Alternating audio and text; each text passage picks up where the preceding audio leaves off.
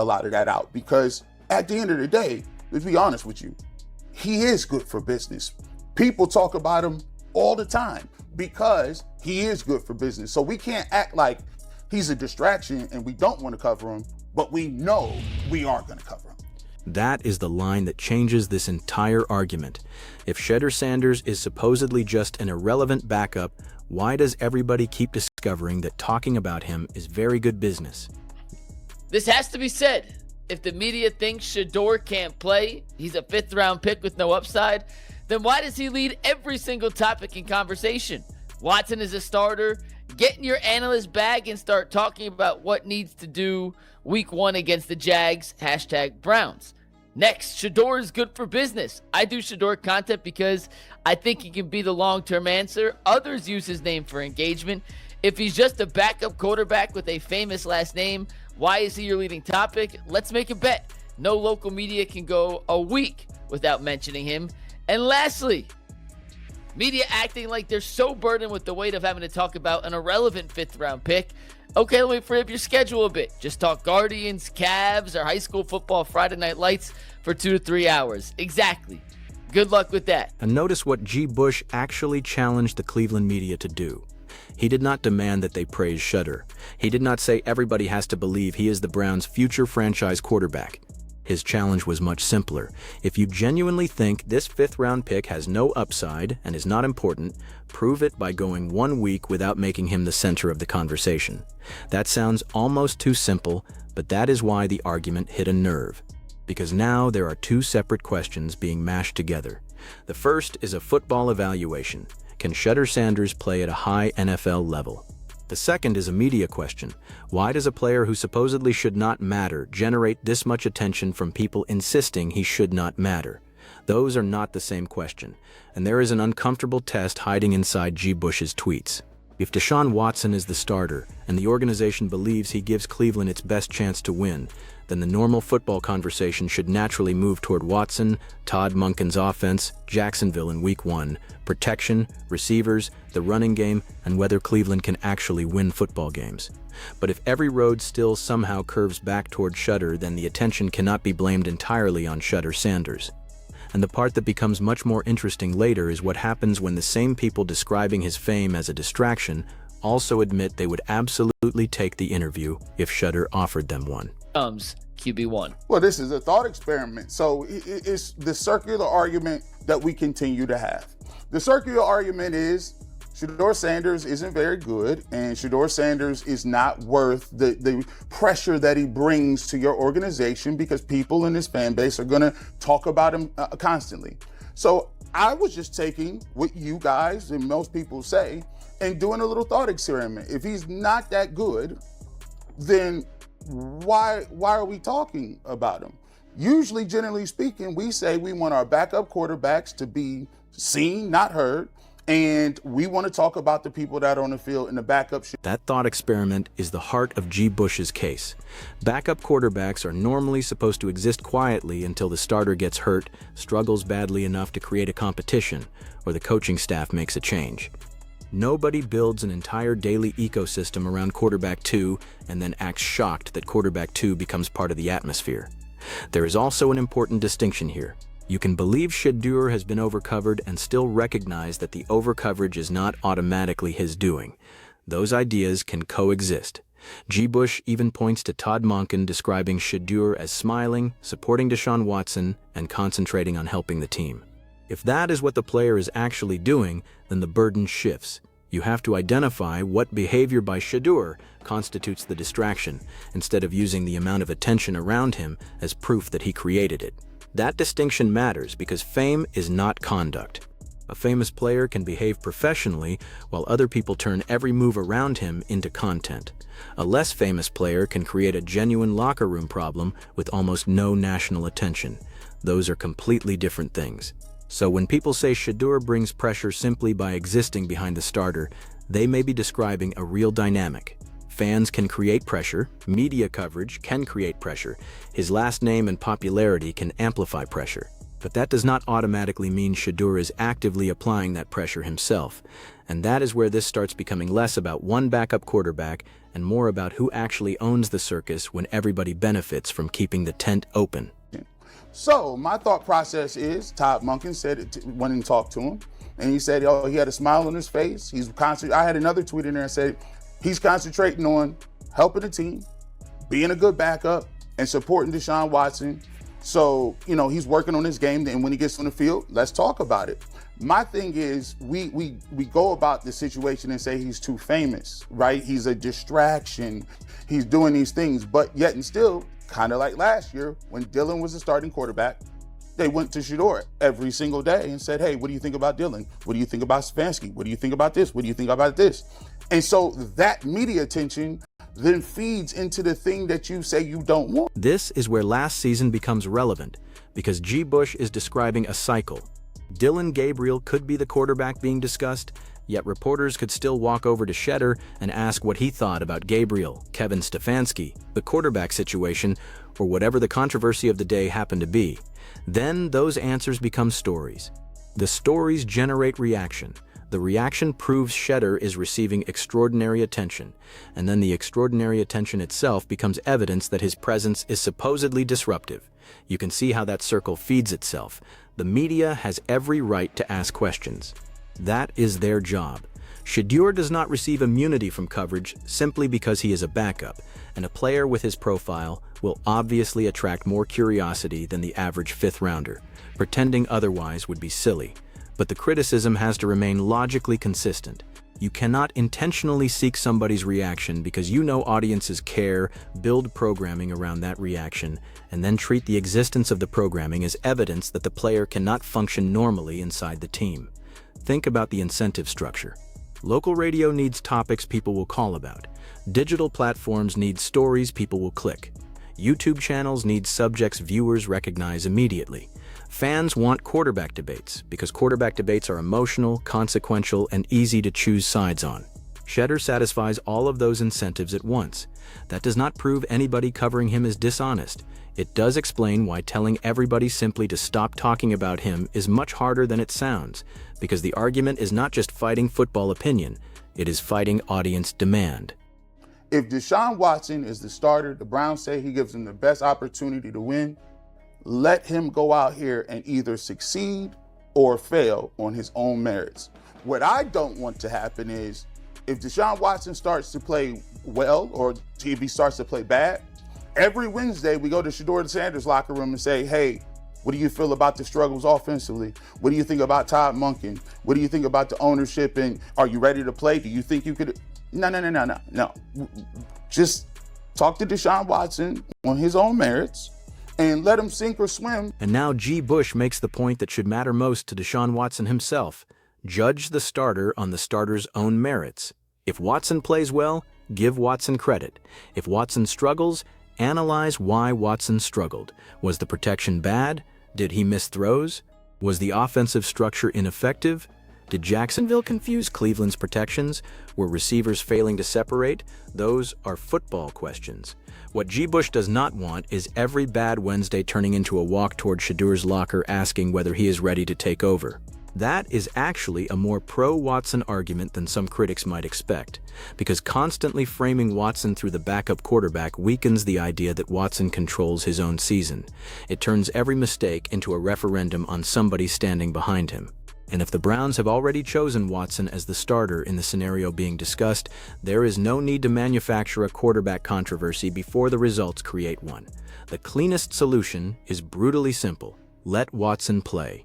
Then let the tape decide how uncomfortable the conversation becomes, because there is another side that cannot be ignored. If the starter does struggle badly, fans are going to start calling for the backup regardless of whether local radio spends September saying Shedeur's name. That is not a Shedeur-specific phenomenon. That is NFL life. Every popular backup becomes more attractive when the starter is losing. The only difference here is scale. Shedeur enters that dynamic with an audience that already exists, and that makes the normal backup quarterback pressure much louder. So usually when you're in the locker room on Wednesdays, I believe when we're in there and talk to quarterbacks, you don't talk to the backup quarterback. It happened, I think, twice last year. and I forget what extenuating circumstances those were, but that's when Shedeur was interviewed, I think 2, maybe 3 times. So yeah, now that the quarterback is decided, it's Deshaun Watson, we're not going to hear from Shedeur Sanders anymore. They're not going to put him out on the podium. We're not allowed, or we're not going to go to his locker to get those comments. So I think that will die down a bit. That response from the other side is important because it puts a real limit on G. Bush's argument. The reporter says that once the quarterback decision is made, Shedeur is unlikely to be available constantly. He says reporters normally do not spend Wednesdays interviewing the backup quarterback, and he expects the volume to die down. If that happens, then we get a useful test, because now everybody gets exactly what they claim to want. Deshaun Watson gets the runway. Shedeur works as the backup. The media covers the starter, and instead of debating hypothetical distractions, Cleveland can evaluate actual football. That would also expose whether the Shedeur conversation is being driven primarily by access or by demand. If he is not standing at the podium and reporters are not getting fresh quotes from his locker, yet the radio shows and social feeds continue finding new Shedeur angles every day, then his supposed media presence clearly is not dependent on Shedeur feeding it. It is dependent on everybody else wanting to discuss him. But there is a fair counterpoint. Being newsworthy does not require a player to speak every day. Depth chart decisions are news. Practice performance can be news. Injuries are news. Coaches can mention a player without that player saying anything himself. So silence alone cannot mean nobody should discuss Shedeur. The better standard is relevance. Is the story actually connected to something happening with the Browns? Or is his name being attached because the argument performs? That line is harder to draw, but it is much more useful than pretending every Shedeur story is automatically legitimate or automatically exploitative. You know, one of the things that we heard was, Shedeur can't be a backup because of all the things he brings, and it puts undue pressure. We talked about it last year when Dillon Gabriel was the quarterback, and people after the 3rd or 4th game started saying, okay, well, man, you got Dillon in a tough position. You got one of the most famous people in the world behind him. And when you think about it, Shedeur wasn't saying anything. He wasn't coming out talking about nothing. He didn't have... This is where the pressure argument becomes more complicated. G. Bush remembers the conversation around Dillon Gabriel and says people were already asking whether having somebody as famous as Shedeur behind him created an impossible situation. But his point is that Shedeur was not publicly campaigning for the job. He was not holding press conferences demanding snaps. He was not issuing statements attacking the starter. That creates an unusual problem. How does a player prove he is not trying to be a distraction when his popularity itself is being described as the distraction? He cannot become unfamous. He cannot control how many fans want him to play. He cannot control every caller to sports radio. He cannot prevent people from buying jerseys, creating videos, arguing on social media, or treating every practice rep as evidence for one side of the quarterback debate. What he can control is his behavior. That is why the strongest evaluation should focus there. Does he support teammates? Does he prepare? Does he execute when opportunities come? Does he handle losing a competition professionally? Does he create public conflict? Those questions actually measure the player. Everything else starts drifting into whether Cleveland is comfortable with the attention attached to him.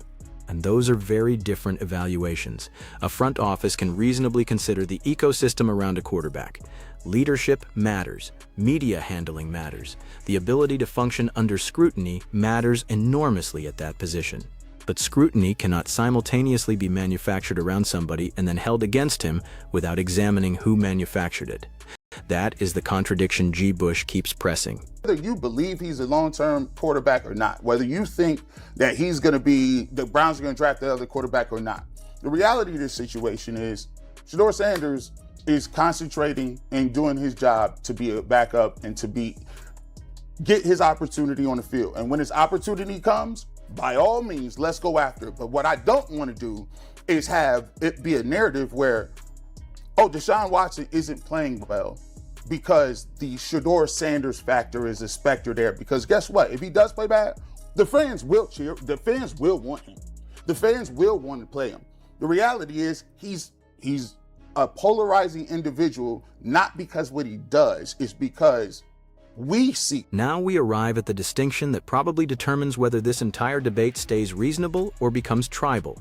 G. Bush says Shedeur is concentrating on being a backup and waiting for his opportunity. If that description is accurate, then there is nothing unusual about his immediate football responsibility. Prepare as though you might play, support the starter, improve, and be ready if your number is called. But then he acknowledges the obvious reality. If Watson plays poorly, the fans will want Shedeur. Of course they will. That is not something a radio station can completely prevent because fandom is not an orderly coaching meeting.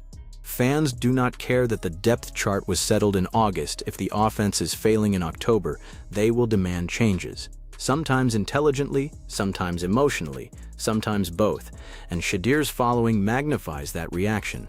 This is why calling him polarizing can be accurate, while the explanation for that polarization remains disputed.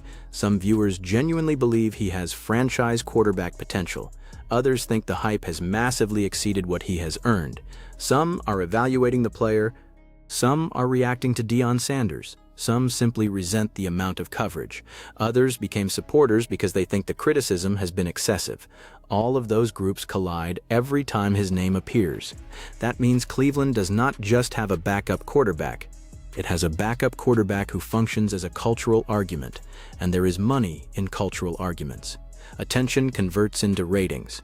Ratings convert into advertising value. Engagement helps digital reach. Strong opinions keep people listening through commercial breaks and scrolling through comment sections. That does not mean every critic is secretly rooting for Shedeur to become controversial. It means the media economy rewards subjects that trigger strong emotional response, and few Browns players currently trigger stronger reaction in this discussion than Shedeur Sanders. So when G. Bush says he is good for business, that is not merely an insult toward the media. It is an explanation for why the coverage refuses to behave like normal QB2 coverage. So while there's obviously there's truth in what you're saying, that some people talk about him all the time because he's good for business, and fans always accuse people of doing things for clicks, and some people do things for clicks. That's true. Not everybody, but some people do. I don't agree with your general premise that you shouldn't talk about him if you don't think he's the long-term answer. He's in the public eye. It's fair game to talk about him. Now, to blame Shedeur Sanders for Deshaun Watson's failure because fans and media are talking about Shedeur Sanders, that's unfair. It's unfair to blame him for that. If you're going to talk about him a lot, you then can't blame him if Deshaun Watson doesn't play well. I don't think anybody's going to do that. Certainly not a lot of people. If they do, they're wrong. And this is the best counter-argument in the entire discussion. The response is basically, being interesting is enough. Shedeur is in the public eye. Therefore, talking about him is fair game even if you do not believe he is Cleveland's long-term answer. That is true. A journalist does not need to believe in a player's ceiling before covering him. In fact, criticism is part of covering sports. Nobody should have to choose between declaring Shedeur a future star or never mentioning him again. But listen to the concession that follows.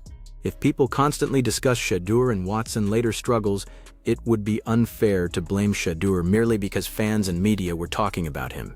That concession matters enormously because it separates attention from responsibility. The attention is real. The question is, who is responsible for what that attention does?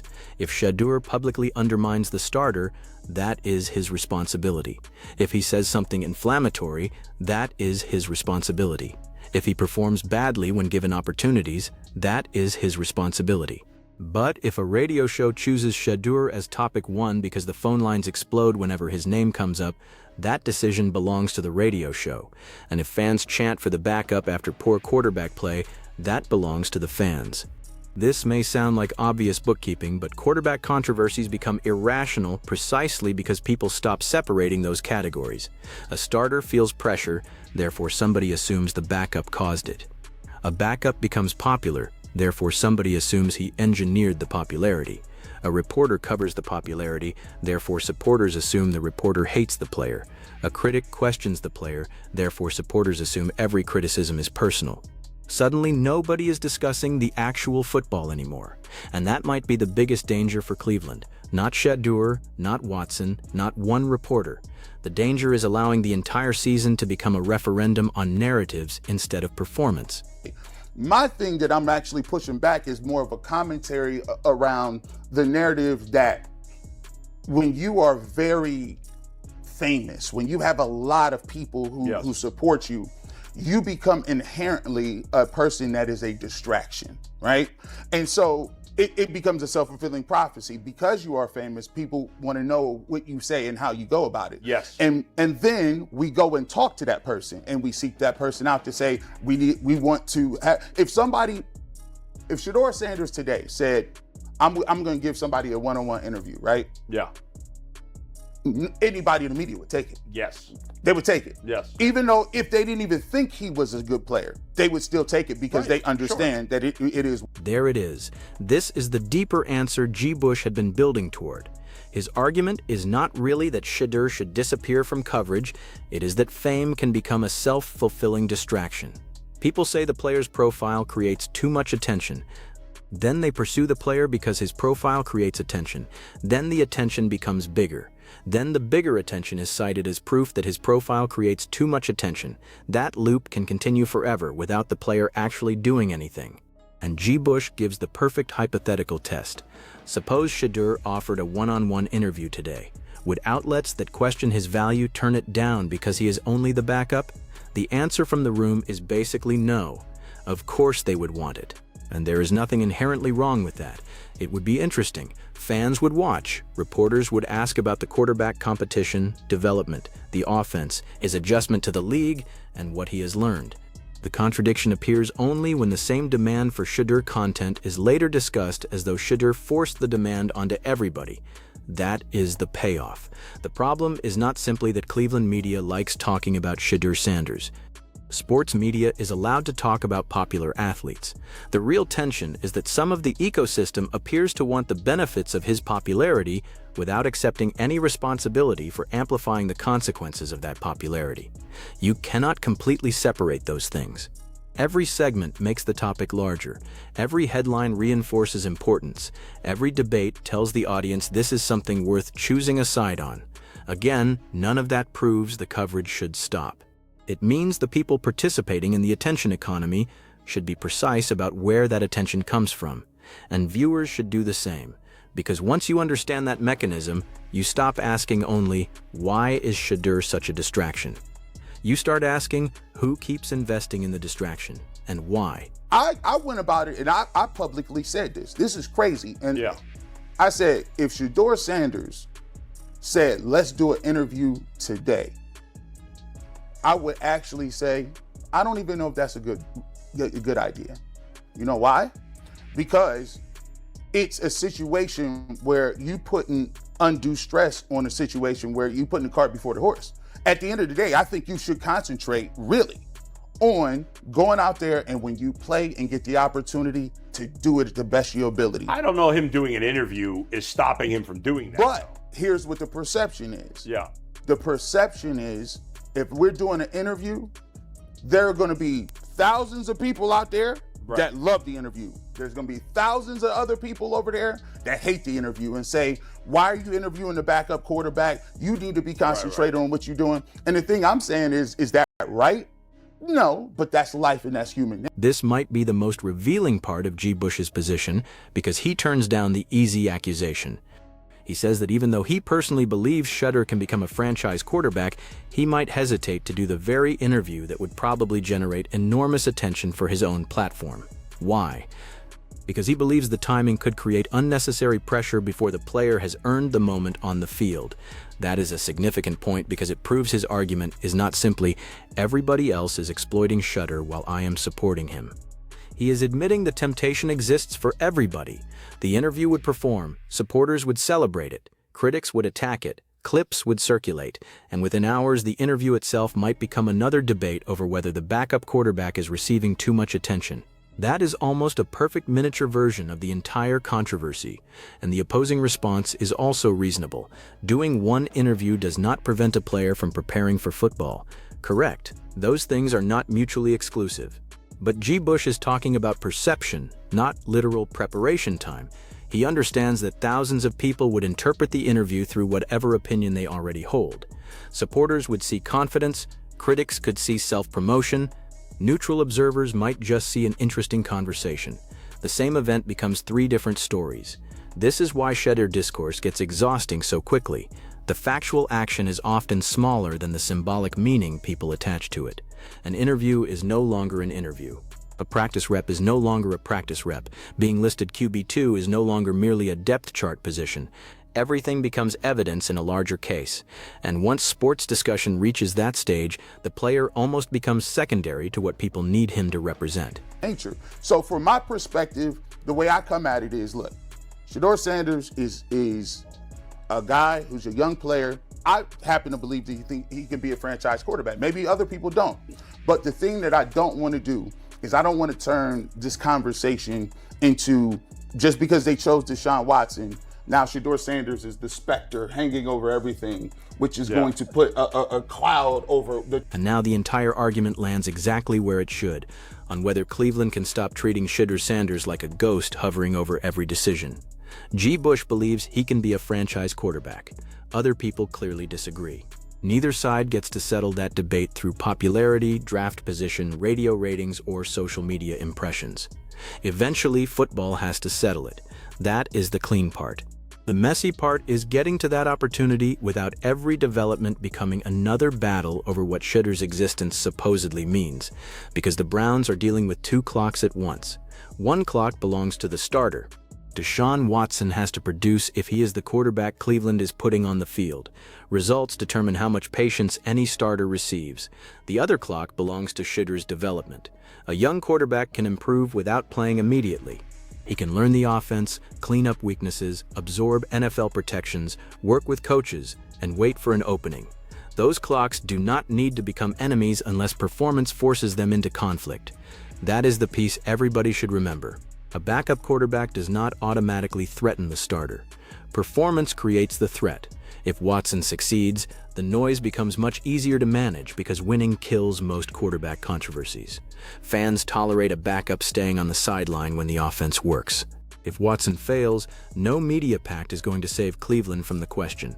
Then people will ask whether Shedeur deserves a chance, because that is what happens when an NFL team loses with another quarterback sitting behind the starter. And at that point, the answer should come from preparation and performance, not fear of fan reaction. That is why G. Bush's argument ultimately cuts both ways. His supporters cannot demand that Shedeur be evaluated fairly and then insist popularity itself proves he deserves to play. It does not. His critics cannot say draft status and backup status make him unworthy of discussion, then repeatedly use his name to drive the most passionate discussions in Cleveland. Both sides eventually have to come back to evidence. What does he look like when he gets meaningful opportunities? How does he process the offense? How accurate is he under pressure? How does he handle mistakes? Can he command an NFL huddle? Can he consistently move the football against NFL defenses? Those questions are far less dramatic than arguing about the Shedeur effect, but they are the questions that actually determine whether G. Bush's belief in his long-term ceiling turns out to be right. Until then, the smartest thing Cleveland can do is separate the player from the phenomenon around the player. Shedeur Sanders is responsible for how Shedeur Sanders behaves and performs. Deshaun Watson is responsible for how Deshaun Watson performs. The coaching staff is responsible for the depth chart. The media is responsible for what it chooses to amplify, and fans are responsible for the pressure they create when they demand changes. Once those responsibilities get mixed together, everybody can blame everybody else and nobody has to confront the actual football. And maybe that is why this dispute between G. Bush and the local media became so heated in the first place. It exposed something bigger than whether one radio personality likes or dislikes one quarterback. It exposed the incentive underneath the entire conversation. Shedeur can be called overhyped and still produce huge engagement. He can be called irrelevant and still dominate discussion. He can be criticized for bringing attention while the same attention becomes valuable programming. That does not mean the criticism is automatically wrong. It means the contradiction deserves to be acknowledged. So now there are really only two coherent positions. Either Shedeur Sanders is significant enough to deserve this level of constant examination, in which case people should stop pretending the coverage is some burden forced upon them. Or he truly is just another backup who does not deserve unusual attention, in which case the people who believe that have an easy way to demonstrate it. Spend more time covering the starter and let Shedeur's football opportunities determine when his name becomes the story again. You have to choose. Is G. Bush right that Cleveland media is helping create the very Shedeur Sanders distraction it complains about? Or is Shedeur simply too famous and too relevant to the Browns' future to ignore even as QB2? Drop your choice in the comments, and if you want more Browns coverage that separates the actual football from the noise around it, like the video and subscribe.